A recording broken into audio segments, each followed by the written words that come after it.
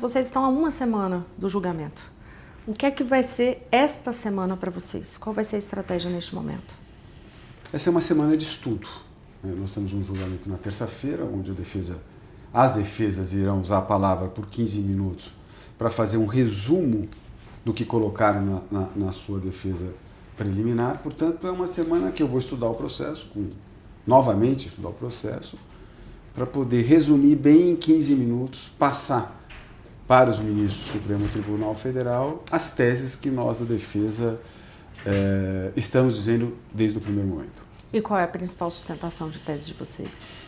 Olha, primeiro eu quero deixar claro o respeito que eu tenho pelo Supremo Tribunal Federal. Eu advogo há 35 anos, eu respeito a Corte, eu respeito os ministros, respeito muito o eminente relator, o ministro Alexandre de Moraes. Mas o fato de respeitar não quer dizer que eu não vou discordar. O primeiro ponto que nós falamos na nossa defesa é exatamente o cerceamento ao direito de defesa. Você imagina que é um processo de 100 mil páginas. Eu vou repetir esse número. 100 mil páginas. Inúmeras provas o Ministério Público só juntou quando ele apresenta a denúncia.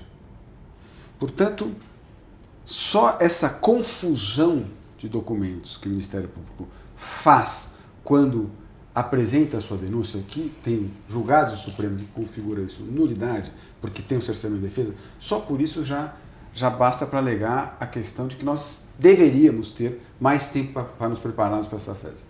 Mas eu vou dar um exemplo claro para você. Eu não tenho o espelhamento do celular do general Braga Neto. O que significa isso? Eu não sei o que estava escrito, as mensagens que ele colocou, as mensagens que ele recebeu, as mensagens que ele enviou. Eu não tenho exatamente o que ele disse.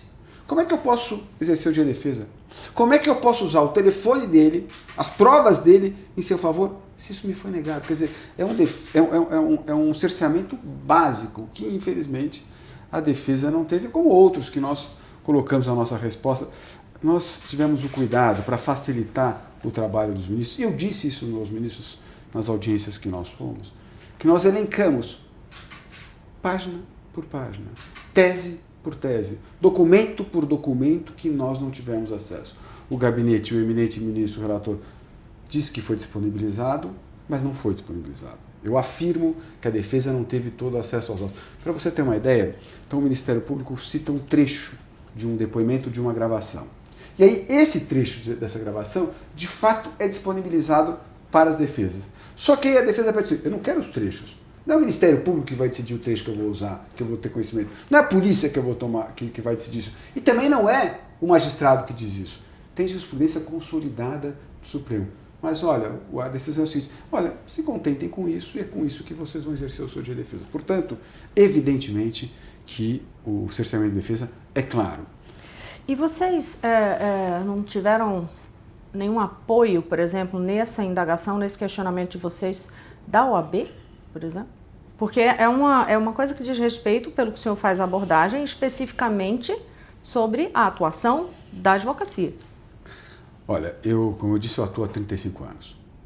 Eu já defendi pessoas de uma ideologia mais à esquerda, como já defendi pessoas de ideologia mais à direita. E esse caso me ensinou uma coisa. Você defender a esquerda, você é mais charmoso para a academia, para as entidades, para a própria imprensa. Tem muito mais charme. Você não vê, eu não vi até agora, para valer, uma manifestação clara da academia. Eu não vi uma manifestação clara da advocacia. Eu vi uma manifestação clara, sabe de quem? Marco Aurélio Carvalho, que é o coordenador do Grupo Prerrogativas, que evidentemente que tem lado e assume esse lado, mas ele disse textualmente que era importante garantir o direito de defesa. Nós vamos sim bater as portas do Conselho Federal. Eu já tive um diálogo rápido com o presidente Simonetti e nesta semana nós, os advogados da defesa, iremos levar sim ao Conselho Federal uma representação pedindo o apoio do Conselho Federal na violação às prerrogativas do advogado. Porque uma coisa que é importante colocar, quando você viola a prerrogativa de um advogado, na verdade, você está violando o direito da sociedade civil. Porque alguém otorgou um mandato para um advogado para que ele possa exercer a sua atividade na plenitude. E, infelizmente, isso não vem ocorrendo nesta ação penal. No caso da OAB, qual seria a possibilidade de ter alguma decisão da OAB que pudesse interferir nesse processo agora, ou ajudar no caso da defesa? A OAB é a principal entidade da sociedade civil. Evidentemente que uma manifestação cirúrgica, pontual, assertiva do Conselho Federal, ela irá abraçar essa tese nossa do cerceamento de defesa. Eu acho que é fundamental, não só da OAB, de todas as entidades de classe da advocacia, mas evidentemente que a OAB é a entidade mais forte da nossa sociedade. Esse é um primeiro passo, por exemplo, para vocês recorrerem a organismos internacionais? Eu espero não precisar fazer isso, né? Eu confio no Supremo Tribunal Federal, eu confio nos ministros, eu conversei com os ministros, eu confio na serenidade do tribunal. Eu espero que esse julgamento... Eu disse num diálogo com um dos ministros, eu falei assim, eu só preciso ter o direito de defesa. Eu só preciso que o meu cliente responda esse processo em liberdade, que é a regra. Nós não podemos admitir atropelos. Evidentemente que um julgamento rápido é um bom, deveria ser a regra nesse país, mas ele não pode ter atropelos. Veja o seguinte, nós juntamos a nossa defesa sexta-feira por volta das 19 horas. 2 dias úteis depois, o Ministério Público devolve o processo tendo analisado as 1000 páginas da defesa. No mesmo dia que o PGR apresenta uma manifestação a respeito dessas 1000 páginas, o relator já manda para o presidente da primeira turma que já marca o julgamento. É uma rapidez que não é a regra. Né? Nós não podemos ter atropelo. Esse julgamento ele é histórico, como a imprensa vem colocando. Estou julgando um ex-presidente da República, generais, enfim, várias pessoas. Então, eu acho que esse julgamento não pode ter nenhuma mácula. Ele não pode ter nenhuma mancha. Que faça um julgamento rápido, mas respeitando as questões processuais, respeitando os prazos para que as defesas possam se manifestar adequadamente. É isso que a defesa pede. Em relação às cortes internacionais, no caso, por exemplo, da Lava Jato, advogados recorreram a cortes internacionais para denunciar o que seriam os abusos. O senhor também, lá na defesa do Mensalão, quando o senhor foi advogado de José Dirceu, também foi à corte internacional. Vocês cogitam isso neste momento também?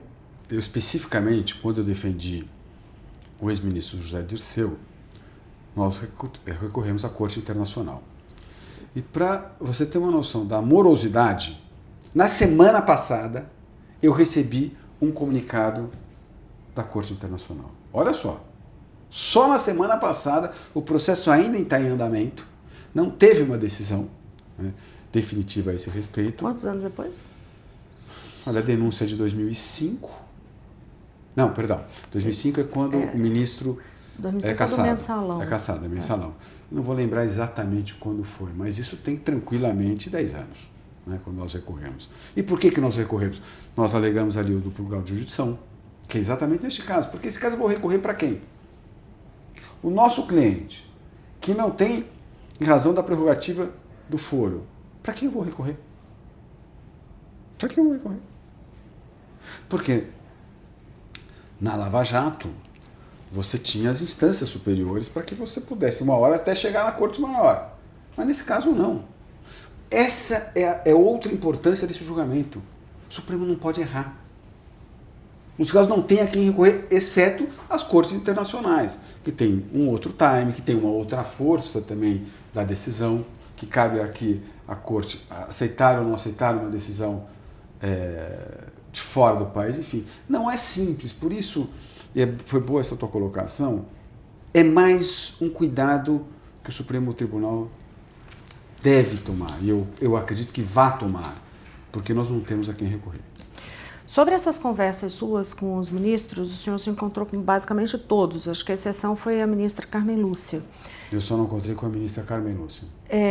Problema de agenda mesmo ou ela rejeitou? Não, acho que o problema é de agenda. Não, dou muito bem com a ministra, eu tenho um profundo respeito por ela. Dessas conversas, qual foi o tom em linhas gerais? E houve alguma reprimenda?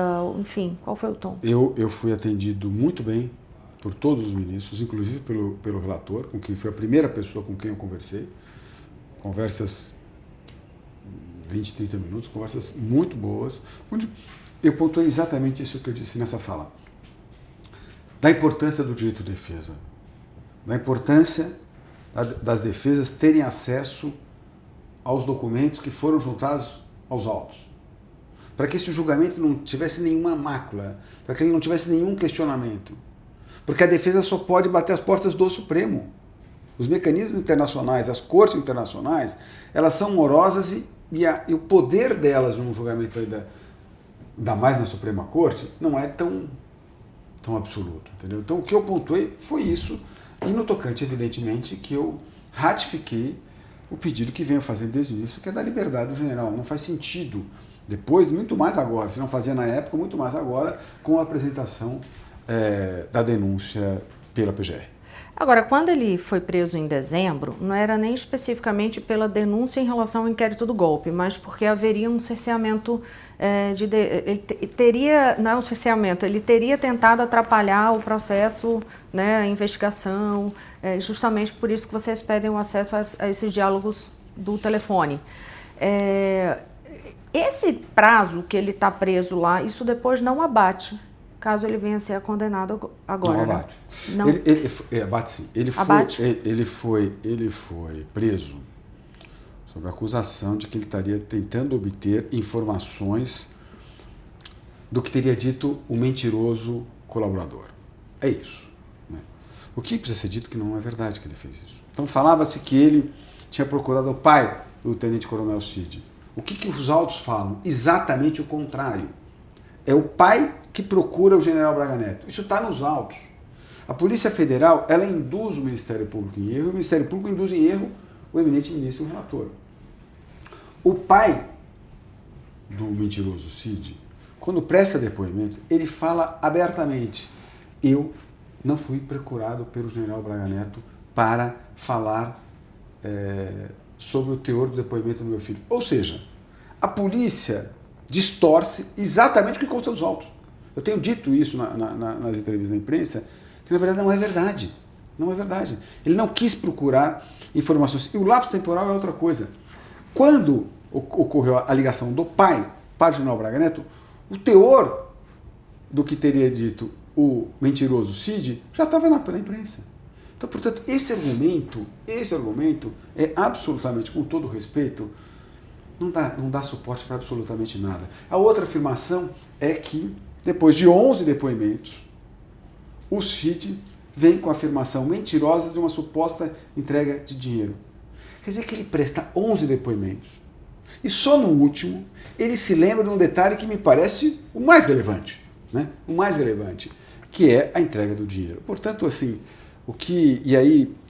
essa é uma questão principal da tese da defesa, é mostrar que esta colaboração, ela não fica em pé. Essa colaboração, durante a instrução, com a possibilidade da defesa fazer reperguntas, apresentar provas, ela não fica em pé. Ela não pode dar suporte a uma condenação desta gravidade a pessoas. Ela não tem... Ela é uma... Não é nem que ela é uma peça de ficção. Ela é horrível. Ela não tem pé nem cabeça. Ele mente uma hora, conserta dali.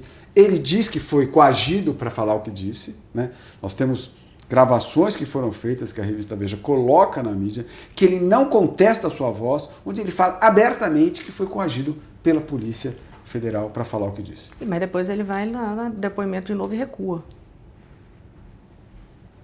Aquele depoimento, aquela fala que ele teve com alguém, até então ele não disse que estava com um revólver na cabeça, que ele não estava sendo advertido de que ele poderia perder a sua colaboração. Nada disso. Ele fala numa conversa como nós estamos aqui. É como se nós, nesse diálogo, eu falar que você me coagiu para que eu falar. Ele não falou isso. Em momento algum ele disse que ele foi coagido quando ele estava naquele diálogo.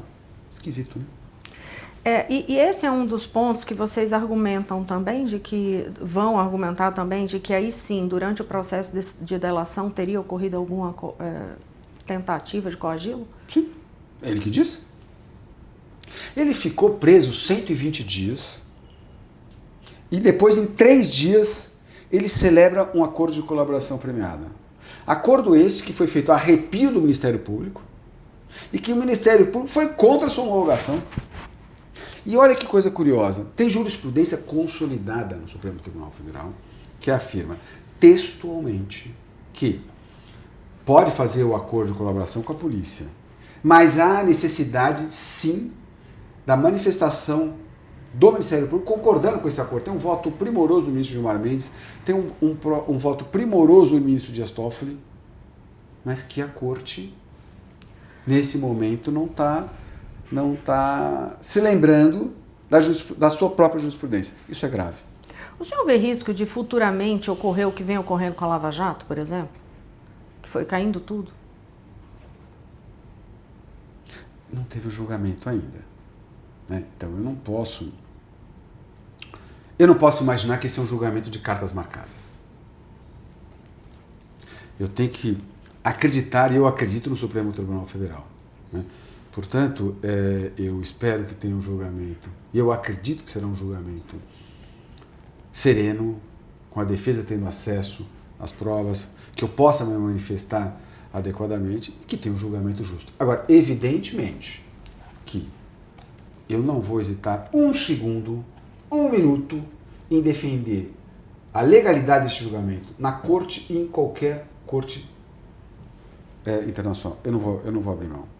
Como é que está o general Braga Neto hoje? Eu digo assim, como é que está o estado dele hoje? O senhor tem conversado com ele? Eu converso com o general toda terça e quinta-feira.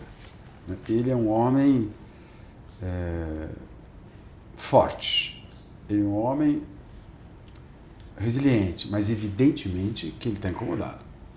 Ele está incomodado com essa prisão, que com o máximo respeito ela é uma prisão ilegal, porque ele não tem nenhum argumento forte, consolidado para que ele fique recolhido. Então, portanto, ele é um homem indignado com a sua prisão e ele é indignado com as afirmações que o Ministério Público fez com relação a ele.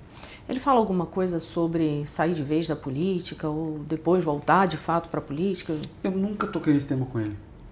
Eu nunca toquei nesse tema com ele, se ele pretende voltar para a política ou não. Nunca toquei. E a questão da anistia, hein? Também nunca falei com ele. O senhor acha que é cabível nesse momento fazer esse trabalho já de anistia? Porque alguns fazem uma argumentação no Congresso, inclusive, de que, como não teve o julgamento ainda, mesmo se fosse aprovado um projeto de anistia, isso terminaria caindo no Supremo Tribunal Federal, porque anistia se nem todo mundo foi julgado ainda. Eu brinco com os seus colegas da imprensa que eu não sou comentarista político. E nem comentarista jurídico. Eu não gosto nem de comentar o caso dos outros, né? Mas o que eu digo a você é o seguinte: eu não acho que ajuda manifestações que ataquem o Supremo Tribunal Federal e o ministro relator. Eu não acho que isso ajuda. Eu acho que a minha sugestão é que o clima fique mais tranquilo. E olha que a gente está gravando essa entrevista segunda-feira, um dia depois das manifestações no Rio de Janeiro, inclusive com ataques bem específicos ao Supremo Tribunal Federal, as manifestações com o ex-presidente Jair Bolsonaro. Então, para deixar bem claro, em relação a essas manifestações, o seu posicionamento? Eu não gosto de ataque ao Supremo Tribunal Federal.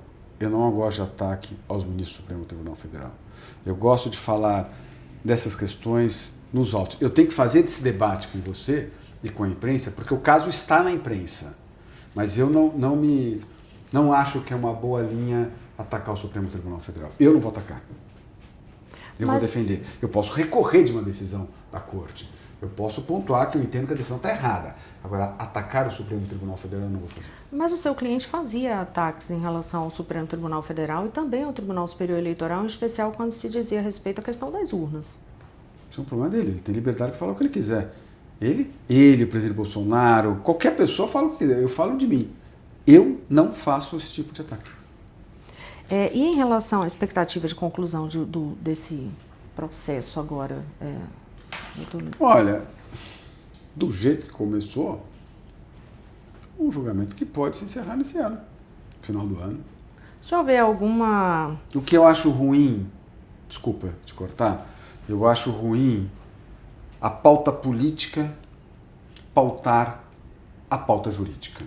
Eu acho que a Corte não tem que se preocupar com eleições no ano que vem, se é melhor para um grupo ou outro grupo. Eu acho que o julgamento, a pauta política não pode ter influência no julgamento dessa magnitude, com essa repercussão. Mas eu acredito também que a mídia, que errou muito na cobertura da Lava Jato e depois fez uma meia-culpa, eu sinto a imprensa muito mais vigilante. Eu vejo a imprensa muito mais atuante. Eu vejo editoriais no jornal Estado de São Paulo ressaltando a importância do direito de defesa, a importância de um julgamento sem atropelo. Portanto, eu fico mais tranquilo com esse olhar vigilante da imprensa. O senhor me interrompeu. Quando o senhor interrompeu, era justamente a pergunta que eu ia fazer para o senhor. Se o senhor via esse ritmo de julgamento do inquérito do golpe atrelado ao calendário eleitoral. Há esse atrelamento, na sua opinião, na sua avaliação? Eu acho que tem uma pressa inadequada. Respondendo a tua pergunta, de forma tucana.